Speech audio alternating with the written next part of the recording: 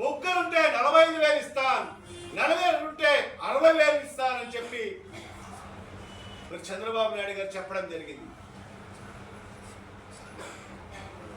మరి మూడవ హామీ ప్రతి రైతుకు 20,000 రూపాయలు ఇస్తానని చెప్పడం జరిగింది.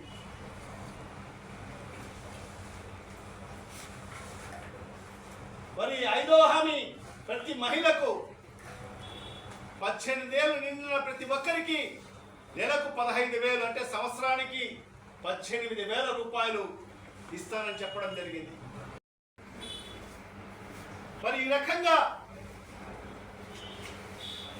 అనేక హామీలు ఇచ్చేసి మరి అధికారంలోకి వచ్చిన తర్వాత మరి ఈరోజు ఈ రాష్ట్ర ఆర్థిక పరిస్థితి బాగలేదు,